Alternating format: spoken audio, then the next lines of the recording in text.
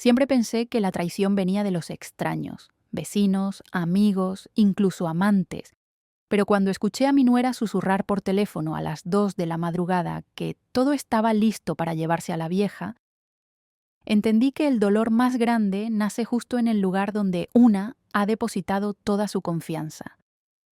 Aquella noche no hubo truenos, no llovía, solo había un silencio extraño envolviendo la mansión que alguna vez llamé hogar. La luz amarilla del pasillo seguía encendida, filtrándose débilmente por la rendija de la puerta del dormitorio. Yo seguía despierta, no porque no pudiera dormir, sino porque había aprendido a estar alerta, incluso dentro de la casa de mi propio hijo. Escuché pasos suaves en el pasillo. Melissa. Bajaba a la cocina, tal vez por un vaso de agua, o, como tantas veces antes, para hacer una llamada secreta que no quería que yo oyera. Ella creyó que yo no la oía. Ellos pensaron que yo no sabía nada. Pero pronto lo descubrirán. No solo escuché, también me preparé. Suscríbete al canal y no apartes la vista, porque lo que viene a continuación te hará preguntarte, si fueras tú, ¿tendrías el valor de hacer lo que yo hice? Pero esta vez decidí salir de mi zona de confort. Abrí la puerta entreabierta y avancé descalza, piso de madera fría, paso lento. Al fondo del pasillo la vi, Melissa, su bata de seda brillando bajo la luz de cocina. Sostenía el teléfono tan cerca de la oreja que pensé podía estar susurrando, pero no era tan bajo como para que no llegara a mis oídos. Sí, mañana a las 9. El instituto ya lo confirmó. Ella no sospecha nada. Andrew ya dio su aprobación. Solo hay que llevarla a ver la casa y listo. Mi cuerpo se congeló. Cada palabra retumbó en mi pecho. No esperé a que terminara la llamada. Sabía que no era un sueño. Lo escuché tan claro, tan real. Y ningún sueño podría recrear con tanta crudeza la traición. Retrocedí al cuarto, la mente en blanco. Las piernas temblaban, pero mis manos estaban firmes al abrir la gaveta bajo la cama, el lugar donde guardaba por si acaso.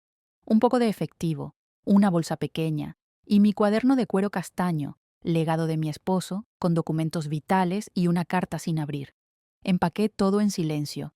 Nadie sabía que aún llevaba mocasines arrinconados bajo la cama. Nadie sabía que memorizara el código de la puerta trasera desde que llegué al principio. Nadie pensó que esta mujer, considerada muy vieja para valerse por sí misma, aún estaba perfectamente consciente y lista para retirarse, antes de ser empujada como un objeto. Salí sin encender las luces. Melissa ya estaba en el piso superior. La cocina estaba a medio abrir. Avancé como si fuese una intrusa en mi propia vida. Pero esta vez no estaba huyendo. Me retiraba para empezar mi propia respuesta. La puerta trasera se cerró suavemente y salí bajo la luna de agosto sin saber a dónde ir, pero sí sabía algo. No volvería hasta que yo fuera quien decidiera. Caminé por 2 cuadras, entre casas dormidas. El viento nocturno me besó con aroma de jazmín. Sentí una fractura interior y algo que empezaba a encenderse. De joven caminaba sin rumbo para liberarme de lo que me oprimía. Entonces huía de un marido demasiado silencioso. Ahora huía de un hijo que ya no tiene el valor de llamarme mamá. Lancé un taxi junto a la acera. El vidrio polarizado, los asientos fríos, el chofer filipino mayor, ni una palabra. Le agradecí de pensamiento. Cuando me miró por el espejo, vi su duda. Una anciana con un bolso sencillo y el rostro de quien acaba de escapar de una pesadilla. Yo no dije nada. Le dije, al Hotel Fairmont Grand del Mar, al lobby, por favor. Él apenas asintió. Mientras el auto pasaba mansiones dormidas, pensé cuántas personas viven junto a sus hijos sin atrever a decir lo que de verdad sienten. Cuántas, como yo, que sacrifican todo creyendo que es amor, para terminar convertidas en una carga invisible para los demás. Yo creía que la paciencia era nobleza, que el silencio protegía a la familia. Pero esta noche comprendí. Mi silencio fue interpretado como incapacidad, y esa fue mi mayor equivocación. El hotel brillaba como un castillo iluminado en la noche. Nunca había entrado ahí, solo lo veía al pasar de compras. Pero esta noche no vine a mirar, vine a vivir, por mí. El recepcionista, en traje azul, frunció ligeramente el ceño cuando entré. Llevaba una gabardina gastada, mi pelo sin peinar, un bolso ajado. «Buenas noches», ¿En qué puedo asistirla?, preguntó. No respondí de inmediato. Saqué mi tarjeta de crédito, sin uso en 5 años, no por falta de fondos, sino por mantener el silencio. Quisiera ocupar la suite presidencial, 2 noches, y desayuno en la habitación. Sus ojos cambiaron al ver el logo negro sobre mi tarjeta. La sospecha desapareció. Por supuesto, señora Whitmore. Será un honor. Ni sonreí. No lo necesitaba. Solo al entrar, en una sala tan amplia como todo su piso, suspiré. Luz tenue, cama inmensa, balcón con vista nocturna de la ciudad. Por fin cerré la puerta, no para esconderme, sino para recordarme. Desde ahora, todas las decisiones serán mías. Corrí una cortina gruesa para que la luz no traicionara mi rostro cansado tras casi una década de silencio. Esta suite era otro mundo. Aquí no tenía que pedir permiso para respirar, encender luces o hablar. Aquí soy quien decide cuándo responder o no. Me senté cerca del ventanal, saqué el cuaderno de cuero. Mis dedos rozaron la portada como si despertara una memoria dormida. Esa memoria que escondía bajo mi amabilidad y ese disfraz de todo está bien que llevaba para no preocupar a mis hijos. La primera página tenía la caligrafía de George, fuerte y clara, recordándome que me amaba de una forma que Andrew nunca entendió. Esa mansión, la misma de hace unas horas, era un lugar que esperaba que viviera hasta el fin, con risas de nietos, tempranos saludos de mi hijo, y esa taza de té que Melissa decía llevaría por las noches. ¡Qué ilusión tan absurda! Melissa nunca trajo té, solo dejaba mensajes. Toma algo si tienes hambre, mamá, estoy un poco ocupada. Luego, puedes cenar sola, Andrew comerá más tarde, estamos en reunión. Luego, no entres cuando tengamos visitas, ya sabes, no hay mucho espacio. Y yo asentía y sonreía por dentro. Creí que la nueva generación necesitaba espacio propio, que mi discreción los acercaría. Pero el resultado fue convertirlos en maestros de mi invisibilidad. Nunca me enojé por su frialdad. Me dolió no existir para ellos. Recuerdo una vez que me dolió la espalda y permanecí en cama todo el día sin que nadie preguntara. Melissa pasó por la puerta abierta, me vio y siguió con su laptop. Andrew solo dijo, «No cocines hoy, descansa», y cerró la puerta. Pensaron que me ayudaban, pero era su forma de hacerme desaparecer sin ruido. Y anoche, al escuchar el «todo está listo», me di cuenta. Fui una primera actriz en la puesta en escena de mi propia expulsión. Les enseñé que una madre puede desaparecer sin dejar rastro, que mi presencia era simplemente inconveniente. Reclinándome en la silla, cerré los ojos. No había tristeza, solo una llama creciente, suave, pero firme. No quiero que me pidan disculpas, quiero que me recuerden. Me serví una taza de té de regaliz, el que Melissa decía que era demasiado viejo, y sonreí al recordarlo. No con burla, sino con compasión. Ella no sabía que una mujer de 70 años lo puede perder todo, excepto la experiencia. Encendí el televisor. En un noticiero local hablaban de una conferencia sobre inversiones en zonas periféricas. Una mujer de cabellos grises dijo, «Necesitamos más espacios para los adultos mayores, quienes son olvidados incluso dentro de sus propias familias». Observé su rostro largo rato, no porque me reconociera, sino porque vi en ella esa dignidad silenciosa que yo creí perder. Tomé la taza, saqué mi teléfono. En mis contactos aún guardaba un número que no había marcado en 5 años, el de Gustavo Herrera. Era el antiguo abogado de George, una excepción íntegra en tiempos confusos. No sabía si todavía lo vería, pero si contestaba le diría, «Hola, Gustavo, soy Margaret, necesito verte, y esta vez no represento a nadie más, soy yo misma». Marqué. Un timbre, du. Al tercero, su voz, ronca, profunda, tan familiar como el olor de los expedientes en su oficina 20 años atrás. «Soy yo, Margaret Whitmore. Necesito tu ayuda para recuperar algo que nunca dejé ir. Solo lo retuvieron por demasiado tiempo». Silencio breve al otro lado. Luego, «Mañana a las 10. Piso 27, la oficina de siempre». Colgué. El corazón palpitaba estable, tranquilo. Miré mi reflejo en el espejo. No era la mamá de Andrew ni la anciana hospedada por su hijo. Era alguien que ha vivido lo suficiente para saber que si no alzas la voz por ti, otros escribirán tu historia por ti. Ya no necesito que me abran la puerta. Yo tocaré. El piso 27. Nunca había puesto un pie aquí, aunque esta oficina haya llevado el nombre de mi marido casi 20 años. George solía decirme: ese lugar está muy alto, cariño. No hace falta que vengas. Quédate en casa y encárgate de las cosas. Con eso ya me quedo tranquilo. En ese entonces, pensé que quería protegerme de problemas. Ahora sé que me había encerrado en el papel de esposa condescendiente, al punto de olvidar que yo también tenía voz. Gustavo Herrera sigue igual, canoso pero erguido. Traje gris, corbata discreta y esa mirada afilada de la primera vez que lo vi durante una disputa sobre tierras, cuando George aún vivía. Se levantó al verme entrar, sin abrazos, sin apretones de mano, solo un leve asentimiento, como diciendo: sabía que volverías cuando estuvieras lista. Nos sentamos frente a frente, con el ventanal que daba a la bahía azul de San Diego. Parte de mí se sintió diminuta, otra parte, sin embargo, sabía que por fin estaba en el lugar donde debía haber estado desde hace años. ¿Qué desea hacer?, preguntó Gustavo sin rodeos. Saqué de mi bolso el viejo cuaderno de piel y lo dejé sobre la mesa, abriéndolo para que él lo viera. La primera página mostraba un extracto de mi cuenta de ahorro, al menos 7 cifras. La segunda, el certificado de participación en una de las filiales que George fundó, entregada en secreto a mi nombre desde 2006. La tercera, un borrador del testamento manuscrito de él, nunca publicado, con firma y sello de Gustavo como testigo. Nadie sabe que tengo todo esto, dije con voz firme. Ni Andrew ni Melissa, y tampoco saben que no estoy senil, como dicen en las redes. Gustavo permaneció en silencio unos segundos. Luego soltó una leve sonrisa. Han cometido un gran error. Lo miré directo a los ojos. No busco halagos, necesito un plan, asintió. Entonces empecemos por recuperar el control.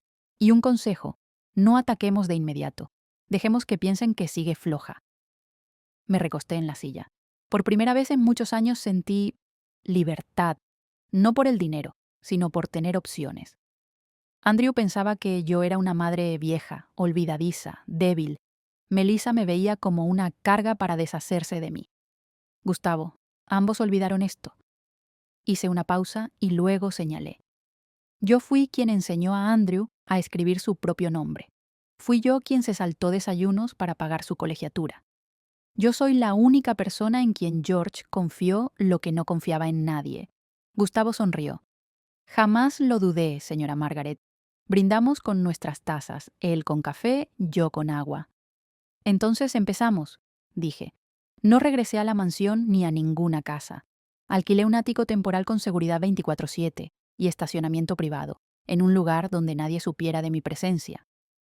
Gustavo me advirtió. Para recuperar tu libertad, primero haz que ellos crean que perdiste el control. Lo hice, no por miedo, sino porque había pasado demasiado tiempo en silencio. Ahora mi silencio sería una estrategia, no debilidad. A la mañana siguiente, Gustavo y yo nos dirigimos a la oficina del fondo de inversión, donde George había delegado el 12% de las acciones. El representante se sorprendió al verme. Pensábamos que estaba de retiro desde el año pasado. Sonreí.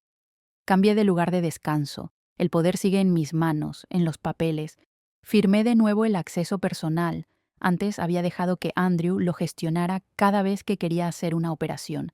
Cancelé todas las autorizaciones, cambié contraseñas bancarias y transferí casi todos mis activos a un fideicomiso a mi nombre. Gustavo permaneció a mi lado, pero su mirada decía más que 1000 palabras. Veía a alguien que, tras años detrás del escenario, acababa de subir al escenario propio. Por la tarde, encargué a Gustavo que enviara este correo a Andrew. Asunto: cambio temporal de autorización. No te preocupes, mamá, está bien. Sabía que eso lo sacaría de quicio. Estaba acostumbrado a firmar todo en mi lugar, a ver cómo yo llamaba para autorizar retiros importantes, a ver cómo Melissa controlaba los gastos de la mansión como si fuera suya. Pero yo había congelado cada cuenta secundaria, revocado accesos desde IP extrañas y cambiado todos los códigos con contraseñas que solo yo podía recordar. No usé fechas memorables, ni cumpleaños ni aniversarios, sino la fecha de mi partida silenciosa de la mansión. Esa misma tarde fui al banco. Una tarjeta de crédito secundaria a nombre de Melissa, usada para gastos familiares, mostraba cerca de $14,000 en compras personales. tratamientos de belleza, vinos importados y joyas por más de $2.500. No discutí, solo dije al gerente, esta tarjeta no debe usarse más, anúlela inmediatamente. Se mostró reacio. ¿Estás segura? La tarjeta se usó con frecuencia, le respondí. He confiado en mi hijo 40 años, ahora ya no. Pero estoy segura de algo. Desde hoy, cada dólar será utilizado solamente por su dueña legal, yo. Esa noche llegaron varios correos de Andrew. ¿Qué está pasando, mamá? Melissa no puede comprar leche para Aiden. La tarjeta no funciona. El acceso al fondo aparece fallando. Te he llamado todo el día. ¿Estás bien? No respondí, pero releí esos mensajes 3 veces. Tuve la certeza, esa noche, de que el silencio tiene poder. No siempre es derrota. A veces el desconcierto del otro es respuesta suficiente. Al día siguiente me levanté temprano, preparé un café negro, sin azúcar, ese que George decía era muy fuerte para una dama. Hoy, ese sabor amargo me dio claridad. Veía casi 20 llamadas sin contestar de Andrew, mensajes que iban de la preocupación a la rabia, y luego de vuelta al ruego. Mamá, por favor, contesta. Melissa está llorando. Cree que te secuestraron. No sé qué sucede, pero tienes que detener esto. Somos familia, ¿te acuerdas? Familia. Pensaba en esa palabra como un objeto mal rotulado. En esa mansión yo no era familia. Era un mueble útil cuando convenía, molesto cuando no. Pero ese día tenía una cita más importante que cualquiera de los mensajes. Raúl Delgado, un viejo amigo que había trabajado en redes sociales para la fundación que George y yo patrocinamos a principios de los años 2000. Después de su muerte corté contacto. Raúl nunca me olvidó. Él fue la primera persona en quien pensé cuando comprendí que mi historia no era solo personal, sino una voz común a tantos otros mayores. El pequeño café en Fairmount sigue idéntico. Mesa de madera antigua, muros de ladrillo expuesto y un jazz suave que no estorba. Raúl me esperaba con camisa arremangada, gafas negras y una sonrisa acogedora. Usted sigue con el mismo porte, me dijo al sentarme. Lo miré a los ojos. Necesito que me ayudes a contar una historia, no solo la mía, sino la de miles de personas como yo, secuestradas por hijos, encerradas dentro del papel de la familia, pero luego olvidadas, tratadas como sombras. Raúl se inclinó. ¿De qué se trata? Saqué de mi bolso las pruebas impresas del blog que Melissa creó, donde me acusaba de demencia y decía que necesitaba cuidados especiales, incluso mostrando una foto mía dormida en una silla, captada sin permiso y compartida dentro de un grupo. Ella dijo que soy una carga. ¿Sabes lo irónico? Yo financié el sillón en el que ella está sentada. Raúl me miró sin decir nada. Quiero contar esta historia, con mi voz, con mi nombre, sin atenuar nada. Asentí. Lo haré, pero en el momento adecuado. Ahora solo necesito que lo prepares. Se va a propagar rápido, ¿lo sabe? Advirtió. Si todo lo que dice es cierto, lo que Andrew y Melissa han hecho no es solo inmoral, es ilegal. Podrían ser demandados. Guardé silencio unos instantes, luego hablé tranquilo. No quiero destruirlos, solo que sepan que su madre no está ciega, ni sorda, ni confundida. Simplemente los amó demasiado, como para callar. Raúl puso su mano sobre mi hombro. Entonces, ¿por dónde empezamos? Miré hacia la calle, observando cómo una anciana con el pulso tembloroso paseaba a su perro y un niño se detenía para dejarla pasar y sonreírle. Señalé esa imagen. Desde aquí, desde esta escena, desde madres como ella, desde madres que el mundo ha olvidado. 3 días después del encuentro, apareció una publicación anónima en un blog comunitario para personas mayores, no firmada, sin foto de autor, solo un relato sencillo. Una madre que creyó que el sacrificio sería suficiente. Guardé silencio cuando mi hijo me dijo que venolento el ambiente. Guardé silencio cuando mi nuera me pidió no volver al salón cuando tenían visitas. Creí que si no reaccionaba no me haría daño. Pero descubrí que ese silencio permitió que borraran mi nombre de la historia familiar. Una noche escuché planes para llevarme a lo que llaman un lugar seguro. No sabían que aún tenía memoria, que aún tenía pruebas, y que también me quedaba el deseo de hablar. Fue compartido 300 veces en 2 horas, Los comentarios no mostraban furia, mostraban pena, compasión hacia un dolor tan familiar. En la mansión, Andrew sostenía el teléfono, con la mano temblorosa.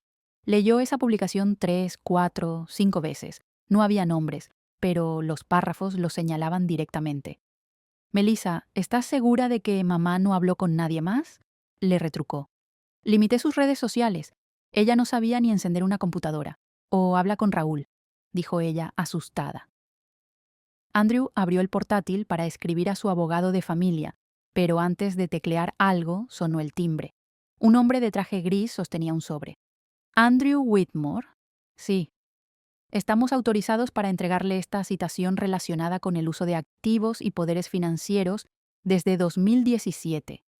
Por favor, firme de recibido». Andrew palideció. Tomó el sobre temblando.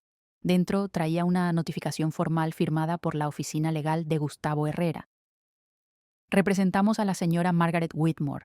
Solicitamos aclaración sobre el uso de activos registrados a su nombre en 3 fideicomisos y los poderes otorgados que habrían sido utilizados fuera del marco legal».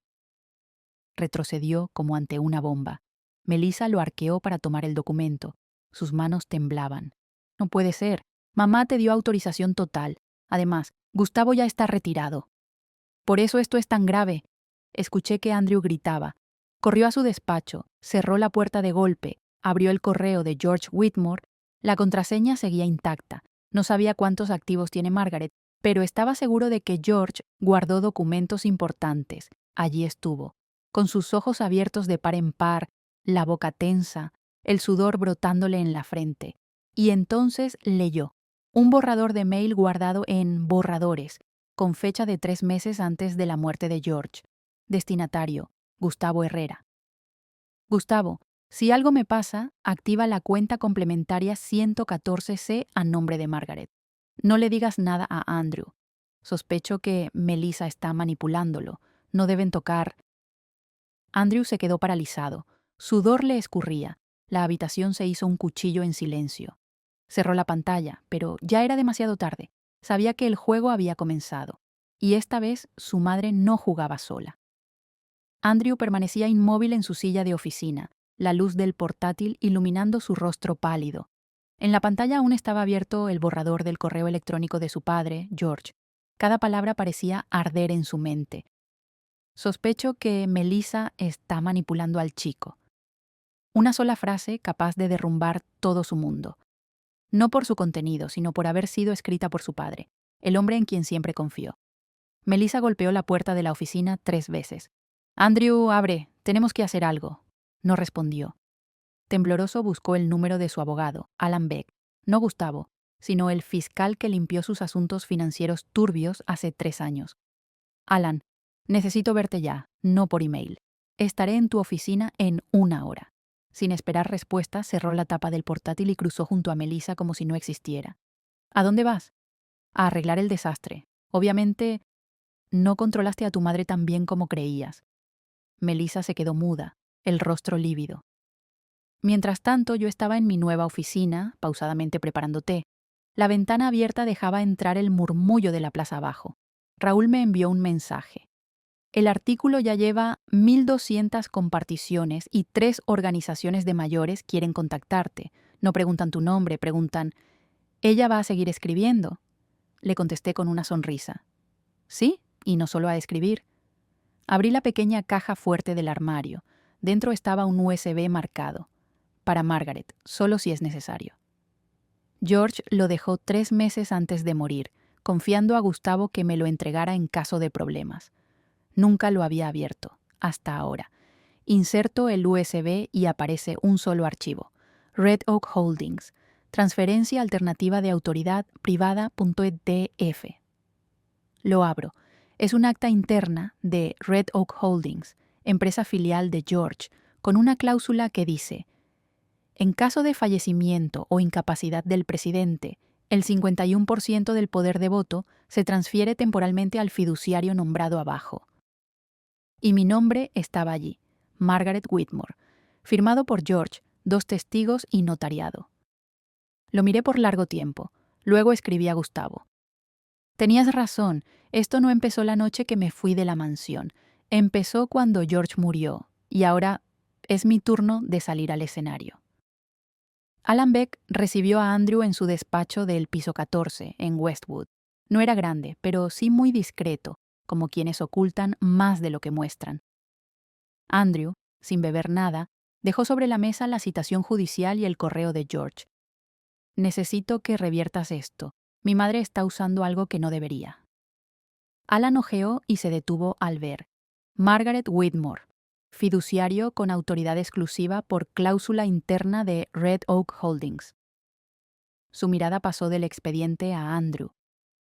¿Estás seguro de que tu padre nunca te habló de ningún poder alternativo? Totalmente. George no confiaba en mi madre para eso, solo en mí. Alan esbozó una sonrisa. Estás equivocado. Abrió su laptop, ingresó a la base de datos de la empresa. En cuestión de clics, confirmó que Margaret era la fiduciaria temporal para el 51% del poder de voto. Incluye terrenos en Palm Springs, centro comercial en reurbanización, 37% de acciones de la cadena de restaurantes de la familia Whitmore. Valor total estimado, más de 78 millones de dólares. Andrew sudaba. Imposible. Ella no sabe nada de finanzas. Alan lo miró con desdén. Creer que cualquier poder hay que disputarlo es tu error. Algunas personas como tu madre no hablan hasta que alguien los obliga. Andrew golpeó la mesa. Debe haber otro camino. ¿Sí? Respondió Alan. O la demandás por abuso de poder fiduciario, pero los documentos de George están firmados y notarizados, es arriesgado. O negociás, o esperás y ves próximos movimientos. Andrew se levantó furioso. No esperaré. ¿Quién quiere guerra? La tendrá. En el otro lado de la ciudad, Gustavo y yo salíamos de una notaría. He formalizado mi autoridad en Red Oak Holdings. Los bienes familiares, hasta ayer ocultos, ahora se movían bajo mi mando. ¿Avisamos a Andrew?, preguntó él. Lo miré con calma. No hace falta. Cuando trate de retirar dividendos de aquel restaurante y el sistema lo rechace, será claro quién está al mando. Gustavo asintió, como quien presiente que una tormenta silenciosa empieza a barrer lo que parecía tranquilo. Frente al espejo, ajusté mi cuello, no para impresionar a nadie, sino para acomodarme con firmeza. Esa mañana, Raúl me recogió en su SUV plateado, vestido con traje sin corbata. Sé tú misma, dijo. No tienes que actuar. Tu historia es lo único que importa. Fuimos a un edificio de ladrillo rojo donde se organizaba un evento comunitario para personas mayores, sin cámaras, sin reflectores, solo unas 70 sillas de plástico, mesas de madera y un micrófono en un pequeño podio. Me acerqué al micrófono. Hola, soy Margaret Whitmore, y fui una madre que no se atrevía a hablar. Nadie aplaudió ni murmuró, solo silencio. Silencio de quienes han vivido lo mismo. Conté cómo Melissa volcó el té, cómo planearon internarme en un hogar supuestamente de lujo, cómo tuve que salir en silencio de la casa que fue mía. No lloré. Pero, al decir que me desecharon como un objeto viejo, escuché sollozos detrás. Una mujer con cardigan gris se levantó. Yo también. Mi hija me prohibió ir a mi propia boda porque no encajo en las fotos modernas. Un hombre mayor, apoyado en su bastón, dijo: Mi hijo me pidió firmar un papel técnico y vendió la casa donde viví 40 años. Se oyeron ecos de yo también por todo el salón. Raúl me alcanzó un dossier. Una propuesta para fundar The Last Meal Foundation, organización sin fines de lucro para proteger a los mayores marginados en sus propias familias. Leí el encabezado. Fundada por Margaret Whitmore, una madre que no desaparece, elige alzar la voz. Asentí. No reclamaremos un lugar a la mesa. Construiremos una nueva mesa donde todos tengan un sitio. 3 días después, Raúl subió a redes el video de mi intervención, sin edición, sin efectos, solo una mujer mayor con voz serena. En 48 horas alcanzó 1 millón de reproducciones, lluvia de comentarios, hijos arrepentidos, padres callados, abuelos en geriátricos que leían para consuelo "No estás sola".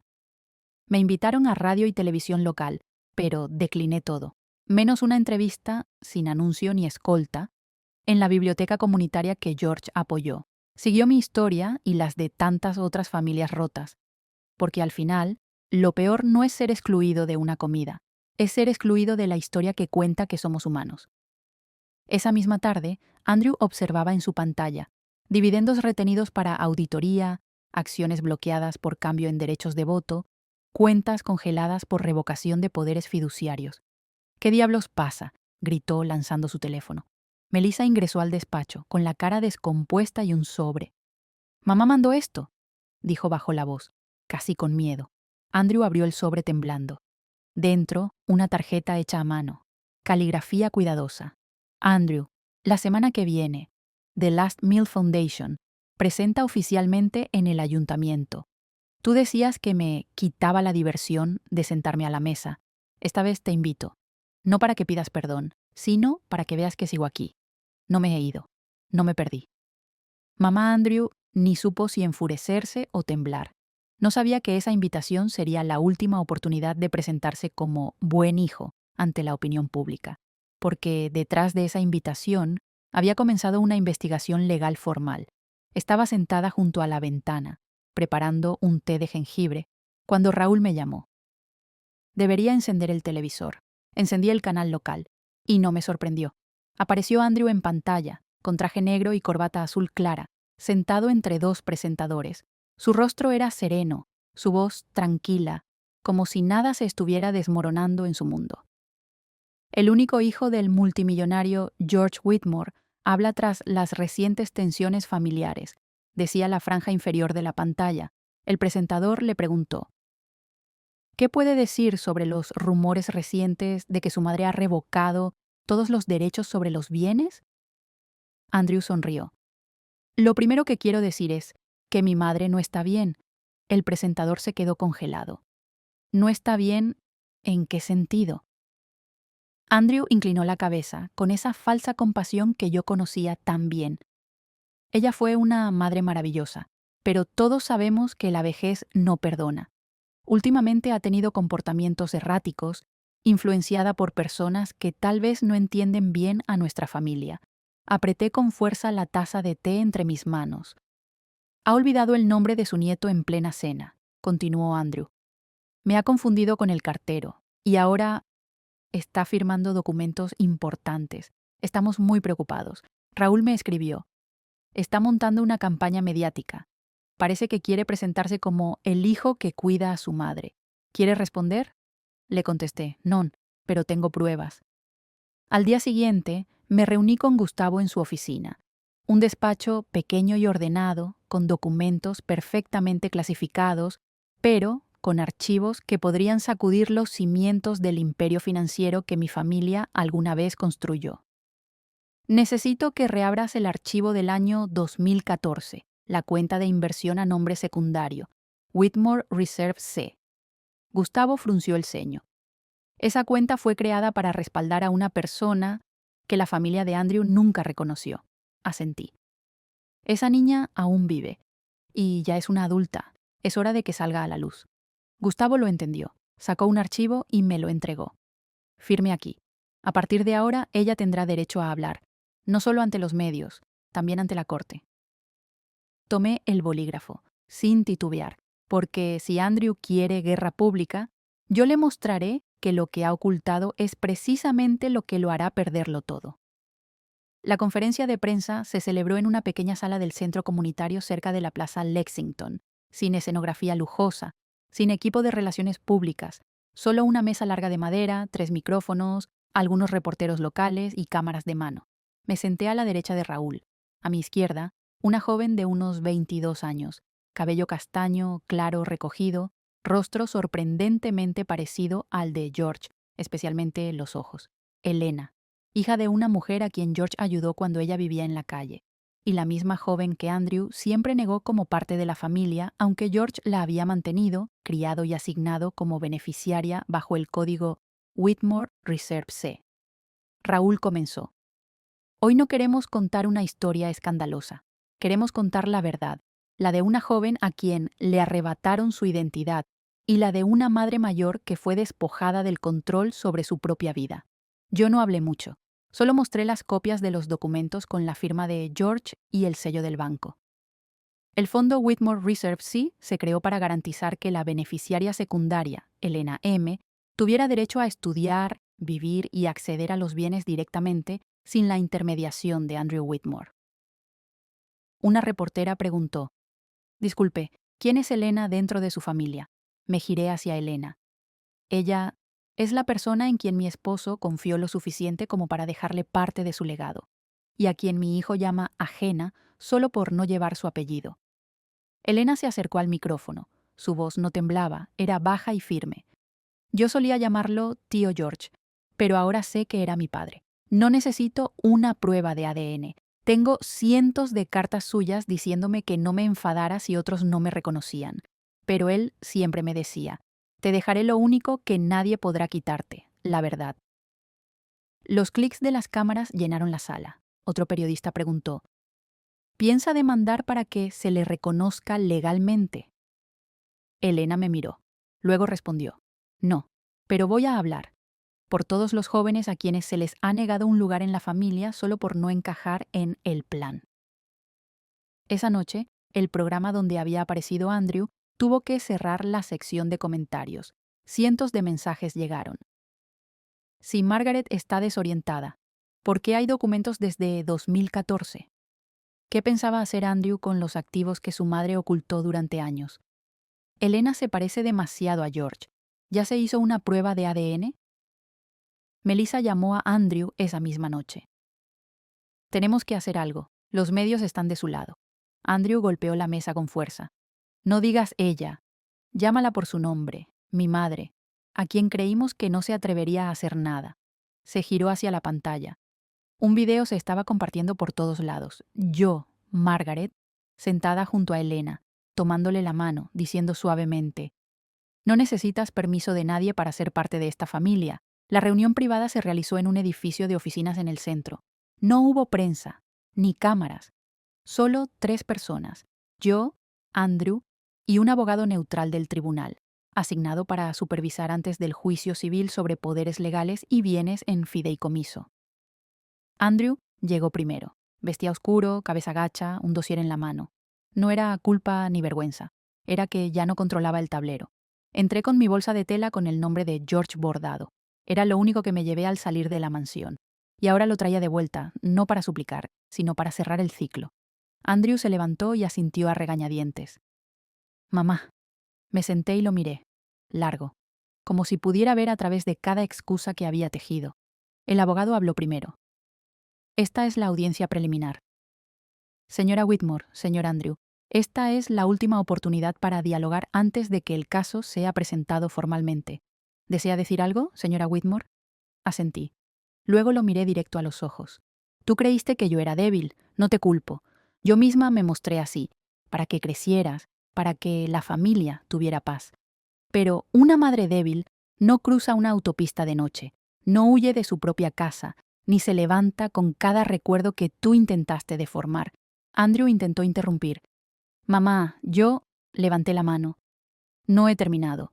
Abrí la bolsa y saqué una carta vieja, el papel amarillento, la caligrafía inclinada. «Esta es una carta que tu padre me escribió cuando descubrió que habías abierto en secreto una empresa paralela usando el nombre del restaurante familiar, pero desviando las ganancias a una cuenta en las Islas Caimán». El abogado alzó ligeramente las cejas. Coloqué la carta sobre la mesa. «Nunca la hice pública, no por miedo, sino porque creí que cambiarías. Pero ahora sé, el silencio no te ayuda». Andrew bajó la cabeza, cerró los puños. «No estoy aquí para reclamarte la casa, ni para escucharte disculparte. Estoy aquí para que entiendas algo. Yo fui la única persona en tu vida que te perdonó, cuando nadie más lo haría». Me levanté. Mi voz era serena. «Aún tienes tiempo para detenerte, pero si sigues creyendo que puedes encubrirlo todo.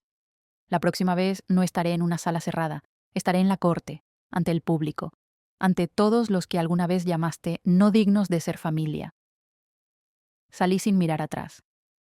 Andrew no me siguió, se quedó allí, en una sala silenciosa, entendiendo por primera vez que su madre no vino a rogarle, sino a advertirle, por última vez. 3 días después de la audiencia privada, un mensaje anónimo circuló por foros financieros. Todos los documentos que Margaret Whitmore presentó podrían ser falsos, Las firmas de George fueron escaneadas. Hay indicios de fraude. El mensaje iba acompañado de comparaciones de caligrafía, marcas borrosas e incluso anotaciones sospechosas. Los medios encendieron la polémica. En un foro: estuvo desaparecida 2 meses. ¿Quién sabe qué hacía? ¿Y si Elena no es hija de George? ¿Y si es una actriz? Andrew volvió a aparecer en televisión, esta vez con un nuevo abogado. Su rostro más suave, como si fuera víctima, y a la vez pacificador. No estamos en contra de mi madre, dijo. Solo queremos la verdad. Si esos documentos son legítimos, dialogaremos. Pero si no, temo que alguien esté usando el nombre de nuestra familia con otros fines. Yo vi el programa desde mi pequeño apartamento, junto a Gustavo y Raúl. Raúl estalló. Primero dice que ella está loca, y ahora que fue manipulada. Por favor. Gustavo no dijo nada. Sacó un sobre grueso con sello rojo. Tenía esto preparado desde antes. ¿Recuerda el día en que George la llevó al notario? Asentí. Este es el original, almacenado en el banco principal con triple validación y código internacional. Ningún documento que Margaret ha presentado es una copia. Todos son originales, certificados electrónicamente desde 2013. Me lo entregó. ¿Desea publicarlo hoy? Miré a Raúl. Él asintió. Si lo lanzamos esta noche, justo cuando repitan la entrevista de Andrew diciendo «solo queremos la verdad», será como un tsunami. Esa noche me senté frente a la cámara, sin director, sin edición, solo yo, voz baja, palabras claras. Mi hijo dice que quiere la verdad. Pues bien, esta es la verdad. Cada firma, cada documento, tiene respaldo bancario del banco donde mi esposo fue accionista. Y si alguien aún duda, este es el código oficial de verificación, publicado en el sitio web del banco desde mañana. Mostré el documento original. Claro, con sello rojo visible. Y al final del video, terminé con esta frase. Nunca fui buena mintiendo, pero sí fui buena soportando. Ahora, elijo vivir con verdad. No necesito ganar. Solo necesito no perder lo que me hace humana. A la mañana siguiente, la frase «número justicia» para Margaret fue tendencia nacional en Twitter. Ancianos de todo el país compartieron sus historias con ese hashtag.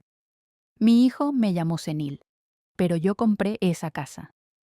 Una vez me engañaron para que firmara. Gracias a doña Margaret, ahora sé que tengo derechos. Una periodista me llamó, con la voz temblorosa. Señora Margaret, ¿podríamos entrevistarla? Porque a partir de ahora, usted ya no es solo una madre en una historia familiar. Usted se ha convertido en un símbolo, y todo Estados Unidos la está escuchando. Nunca imaginé que una historia familiar llegaría a discutirse en el Congreso. Y sin embargo, esta mañana estaba sentada en una banca larga con terciopelo rojo, frente al Comité Especial para Adultos Mayores del Congreso de los Estados Unidos. Sobre la mesa tenía un pequeño papel. No era un discurso preparado, solo una frase. No necesitamos más asilos, necesitamos más asientos en la mesa. Esa frase, que una vez grabé con una webcam vieja desde mi sala, se convirtió en el lema más compartido del mes en redes sociales. La imprimieron en tazas, camisetas, en los carteles de centros comunitarios por todo el estado. Y ahora, estaba también en la portada de los documentos oficiales de la audiencia de hoy. Una senadora de cabello plateado, sentada frente a mí, inició la sesión con palabras que no olvidaré. Gracias, señora Margaret, por no guardar silencio, para que millones de madres y padres ya no sean vistos como una carga. Asentí con la cabeza. No por orgullo, sino porque sabía que hablaba en nombre de quienes, como yo, alguna vez eligieron callar. Conté mi historia con sencillez, sin lágrimas, sin titubeos, que fui sacada de mi casa en medio de la noche porque mi hijo me consideraba un riesgo legal, que firmé un contrato que mi nuera llamó ajuste de gestión, pero que en realidad me despojó del acceso a mi fondo de jubilación, y que no estaba reclamando dinero, solo quería recuperar un lugar en la mesa, donde no tuviera que quedarme callada para ser aceptada. La sala quedó tan silenciosa que podía escucharse el leve golpeteo de mi anillo de bodas. Uno de los miembros del comité preguntó: si pudiera cambiar una cosa en las leyes de protección a los adultos mayores, ¿cuál sería? Respondí sin dudar: Una ley que impida que los hijos controlen automáticamente los bienes de sus padres sin un poder notarial claro, firmado y supervisado por 3 partes, porque guardar silencio no significa estar de acuerdo. Al mismo tiempo, en un edificio de oficinas en el condado de Orange, Andrew estaba frente a una carta de 8 páginas, una carta del Comité Federal de Auditoría, solicitando explicaciones sobre la transferencia de ganancias desde la cadena de restaurantes George's Diner hacia 3 empresas fantasma en Wyoming, Malta y las Islas Vírgenes Británicas, todas registradas bajo el nombre legal de una mujer, Melissa Whitmore. Andrew volteó hacia su esposa. ¿Sabías algo de esto? Melissa se quedó en silencio. No imaginaba que lo descubrirían tan pronto. Solo firmé lo que tu abogado me pidió. No sabía que eran empresas de fachada. Andrew se enfureció, pero sabía que culparla ya no solucionaba nada. Cuando salió de la oficina, Melissa tomó su celular y buscó un contacto en su agenda privada. Su dedo se detuvo sobre el nombre de una abogada especialista en divorcios de alto perfil. Aún no llamaba, pero su mirada lo decía todo. El miedo de quien está al lado de un barco que se hunde y empieza a pensar en nadar sola. Esa misma mañana, en la iglesia St. Elora, no repicaron campanas, solo más de 80 adultos mayores formados en silencio, uno a uno frente a una mesa con un cartel escrito a mano. Campaña Un asiento por comida, primer encuentro. Yo estaba entre ellos, no como oradora, sino como una sobreviviente que salió del olvido. La señora frente a mí era italiana, de 72 años, con un suéter grueso color oliva. Dijo en voz baja: Mi hija no me dejó ir a la boda de mi nieta porque no sé bailar salsa. Nunca me disculpé por eso, pero igual me rechazó. Un anciano con muletas dijo brevemente: Fui médico militar. Mi hijo dijo que ya no recordaba las vacunas de mi nieto y me internó en un centro de memoria. No pregunté sus nombres, solo escuché. Luego marqué sus casos en un cartel en medio del salón. Cada punto representaba a una persona. Y en menos de una mañana el cartel quedó cubierto. Frente al micrófono no di un discurso largo. No podemos volver a la mesa de ayer, pero sí podemos construir una nueva, donde nadie deba responder: ¿recuerda qué día es hoy? Antes de que le ofrezcan comida. Abajo, varios se emocionaron. Algunos juntaron las manos, otros se enderezaron con orgullo. Raúl grababa con su cámara. Me susurró: Solo necesito un clip de hoy, para que mañana todo el país vea que la verdad no está en las estadísticas, sino en los ojos de quienes fueron desplazados. Al mismo tiempo, en el centro de la ciudad, Andrew bajaba de su coche, sin corbata, el rostro tenso. Acababa de recibir una citación formal de la Fiscalía Federal. Ya no era solo una solicitud de explicación. Esta vez decía: obligado a comparecer el día 17 de este mes ante el Tribunal Federal, como sospechoso de evasión fiscal, ocultamiento de patrimonio y manipulación de herencia no distribuida. Arrojó la carta sobre su escritorio y se volvió hacia Melissa. ¿Tenías idea de que esto escalaría tanto? Melissa no respondió. En su teléfono estaba reproduciendo un video de esa mañana, donde yo decía: no hay que pedir perdón por envejecer, hay que alzar la voz para que otros no tengan que callar para siempre. Andrew le arrebató el teléfono y lo apagó. Todo este país se volvió loco por una historia de madre e hijo. Su voz era ronca. No, susurró Melissa. Se volvieron locos porque por fin alguien mayor se atrevió a hablar. Nunca pensé que a esta edad estaría en un podio, en una universidad. La Universidad de Hudson me envió una invitación formal, luego de que un grupo de estudiantes de posgrado en Derecho viera mi testimonio ante el Congreso. Propusieron abrir un curso experimental titulado Derecho Básico y Patrimonio para Adultos Mayores. Y yo sería la primera instructora, no porque fuera abogada, sino porque fui alguien engañada por sus propios hijos. La primera clase tuvo 23 alumnos, el menor, 62 años, el mayor, 89. No usaban iPads, solo lápices, cuadernos y miradas llenas de anhelo. Abrí la sesión con una pregunta. ¿Quién ha firmado un papel sin entenderlo completamente, solo porque la otra firma era de un hijo? Todos, sin excepción, levantaron la mano. No di teoría, Solo conté mi historia, paso a paso. Como Andrew me dijo, esto es solo un formulario para organizar las vacaciones. Cómo Melissa sonrió cuando pregunté, ¿necesito leerlo con cuidado? Y cómo un sello de tinta roja, silencioso, me borró del sistema financiero de mi propia familia. Al final de la clase, un anciano se me acercó en silencio, puso la mano sobre mi hombro y dijo, gracias, gracias a usted, descubrí que no es tarde para volver así a aprender a protegerme. En el otro extremo de la ciudad, Andrew estaba frente a su computadora. Tenía abierto el listado de requerimientos federales. Propiedades compradas en los últimos 5 años. Cuentas empresariales financiadas con dinero personal. Documentos de fideicomisos aún no asignados.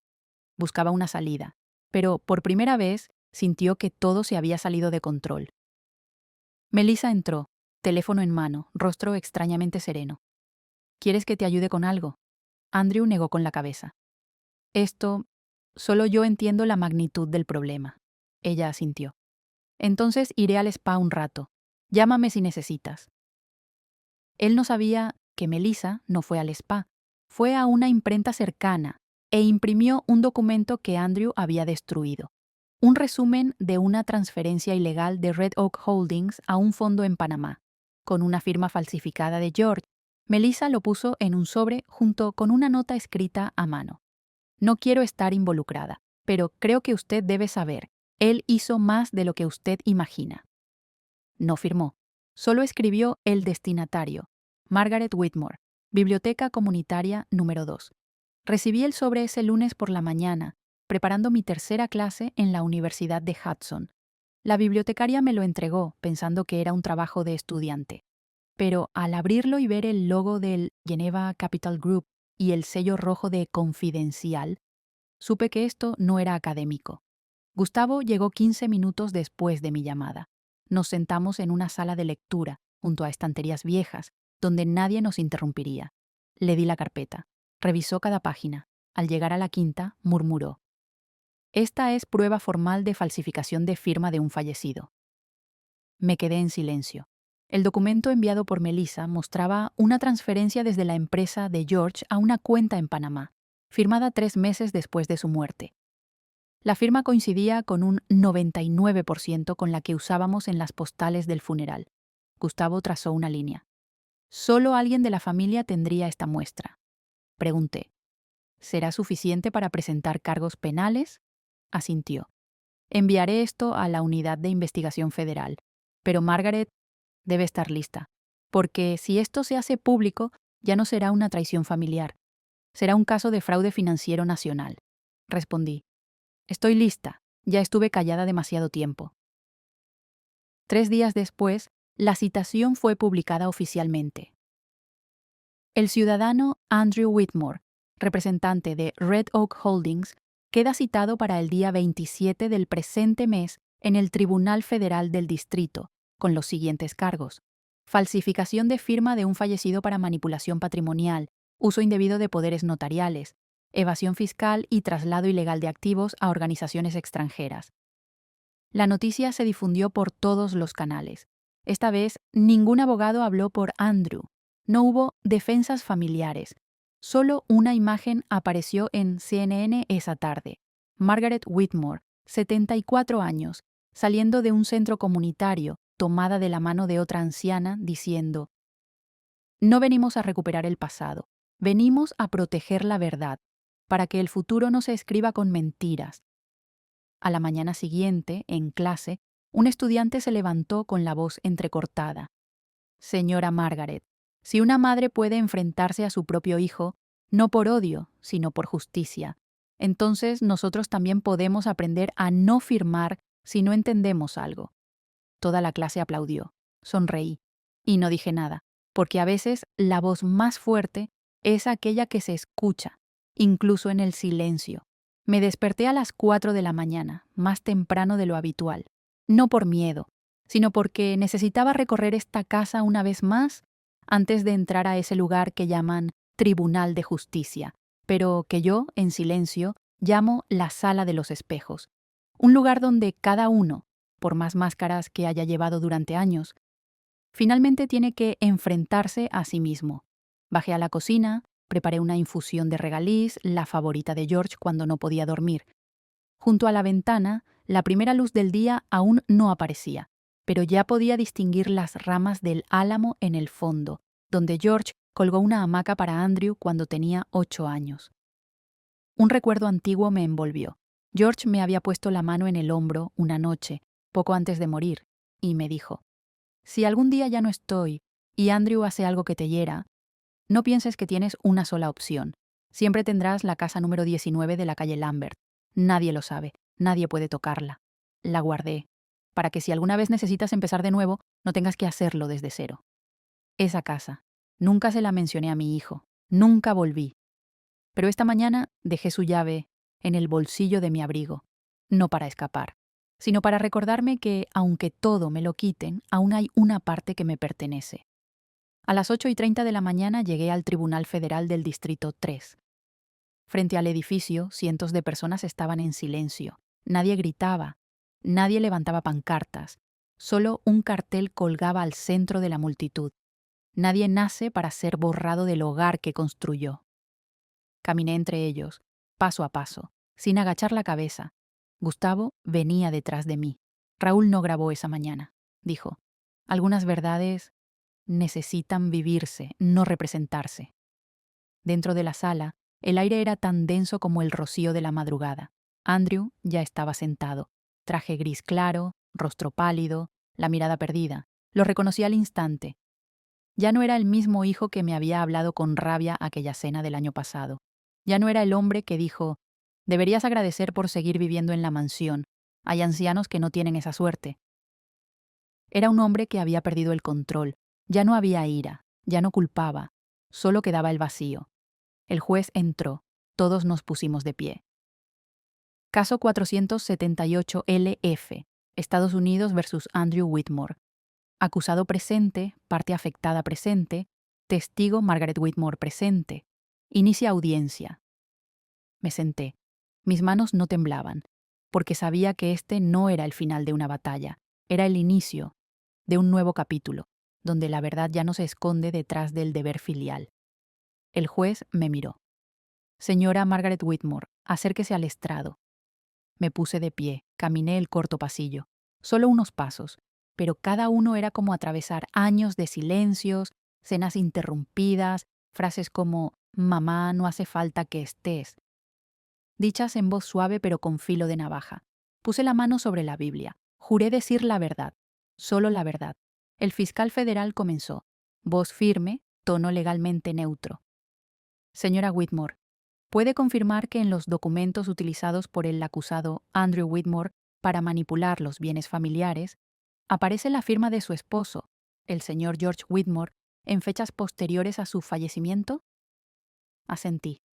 Sí, y esa firma coincide exactamente con la usada en las postales del funeral, una muestra que solo existía en los archivos privados que yo custodiaba.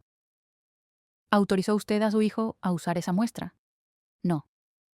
¿Alguna vez firmó usted un documento cediendo de forma total sus bienes y los del señor George a Andrew Whitmore? Miré directo a Andrew. Aquel año firmé un documento, pensando que era un acuerdo interno para gestionar temporalmente las finanzas. No tuve asesoría legal, no hubo testigos, confié en mi hijo. Silencio absoluto. El fiscal prosiguió. ¿Usted exige compensación económica? Negué. No vine aquí a pedir dinero. Entonces, ¿por qué está aquí?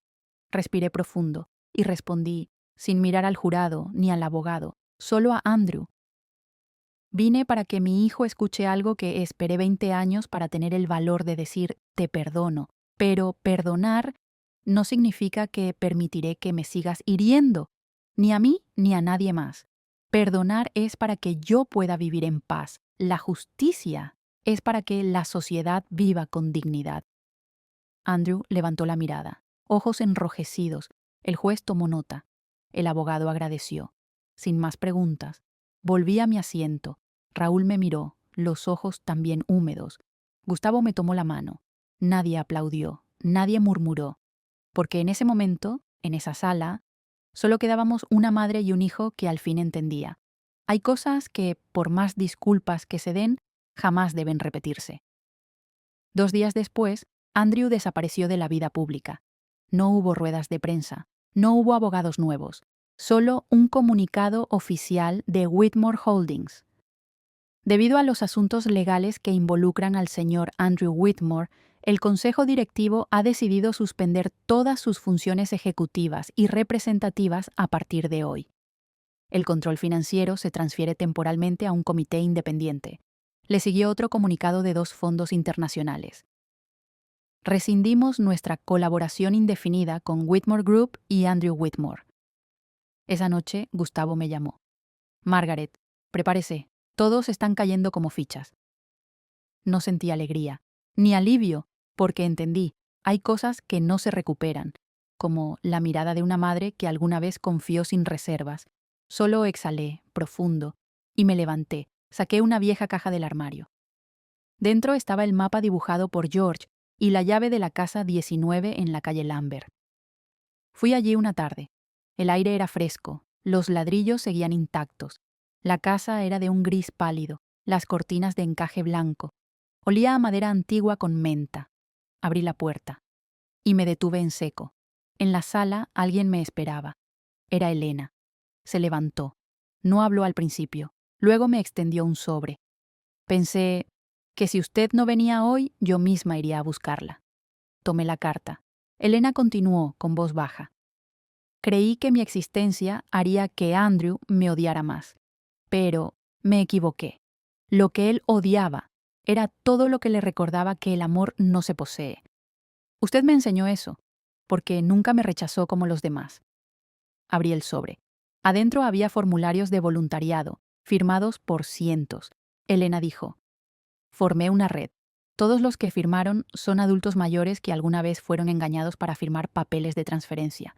No quieren demandar, quieren aprender, quieren comenzar de nuevo. Y creo que si alguien puede guiarlos, es usted. Miré la casa. Desde la ventana, la luz del atardecer iluminaba la mesa, lo justo para una cena sencilla. Asentí. Entonces comencemos, desde esta mesa. No tiene que ser grande, solo debe tener espacio, para quienes nunca tuvieron silla. 3 meses después se dictó sentencia. Andrew Whitmore fue condenado a 8 años de prisión, 3 de libertad condicional, y a devolver más de $11 millones por uso indebido de poderes legales y apropiación ilícita de herencia. No estuve en la audiencia, estaba en Wichita, Kansas, frente a un pequeño centro comunitario inaugurando el 4º centro llamado La Mesa para Volver a Empezar, dirigido por Elena, con apoyo de estudiantes de derecho, geriatras y los mismos adultos mayores que alguna vez fueron víctimas silenciosas. Abrí la sesión con una sola frase. No todos los que se sentaron mal merecen ser echados de la mesa, pero todos los que fueron echados merecen una nueva para empezar. Esa tarde, ya en mi habitación, una empleada me entregó una carta, sin remitente. Solo el sello del Distrito Correccional número 2, California. La abrí. Una hoja breve. La letra era conocida, recta, como la de George. Era de Andrew. Mamá, no te pido perdón, solo quiero darte las gracias, por no dejar que el silencio siguiera ocultando mis errores. En prisión aprendí algo. Hay muros que no son altos ni de acero, pero que tú construiste en silencio para protegerme de la verdad. Ahora los derrumbo yo. Si puedes, guarda aquella foto donde estoy con papá cuando tenía 12 años. Esa que él decía, es el momento en que realmente estás escuchando. Creo que recién ahora empiezo a hacerlo. Andrew. Doblé la carta, la dejé sobre la mesa. Junto a ella, un portarretratos viejo, la foto de George y Andrew, juntos, con un avión de madera en mano. Toqué el marco suavemente. No lloré, pero algo salado me ardió en el pecho. Esa noche, en la mesa del centro, una señora me preguntó con timidez: «Doña Margaret, ¿cree que algún día volverá a vivir con su hijo si cambia?» Sonreí. Negué. No necesito volver, porque nunca me fui de mí misma. Y si alguien me pregunta, ¿qué hace que una madre que ha callado toda la vida finalmente hable? Solo responderé una cosa. Porque si no lo hacía yo, miles pensarían que el silencio es la única forma de sostener el amor, y el amor nunca viene del miedo. Yo solía pensar que si algún día me atrevía a decir toda la verdad, todo se vendría abajo. Pero luego entendí, lo que realmente se derrumbó fue esa coraza que yo misma me impuse para que todo estuviera en paz. Solo cuando me atreví a hablar, me di cuenta de que seguía viva, que aún tenía valor, que aún podía comenzar de nuevo. Y si tú, que estás escuchando esta historia, también has guardado silencio creyendo que eso era lo mejor para tus hijos, para tu familia, déjame decirte algo que yo desearía haber sabido antes. No necesitas gritar para que te escuchen, pero tampoco deberías callar si eso te duele. Habla, no para ganar una discusión, sino para conservar tu humanidad. Si mi historia tocó alguna parte de tu corazón, déjame un comentario sobre aquello que has guardado dentro, sobre eso que alguna vez quisiste decir, pero no te atreviste. Yo, y muchas como yo, estaremos aquí para escucharte. Y no olvides suscribirte al canal Ella Historias Margaret, donde contamos historias no solo para recordar, sino para sanar, para nosotras y para quienes vienen después. Si sigues aquí leyendo, dime, ¿qué te gustaría escuchar después? ¿Otra historia de vida? ¿Un sentimiento que también es tuyo? ¿O simplemente un mensaje que alguien nunca llegó a decirte? Déjalo en los comentarios o solo escribe, yo conozco ese sentimiento. Aquí estaré para escucharte, porque nosotras, las que alguna vez fuimos olvidadas, aún tenemos una voz. Esta es una historia ficticia, sin intención de ofender ni señalar a nadie en particular. Ha sido creada con el único propósito de transmitir una lección significativa, y todos los nombres de los personajes son completamente ficticios.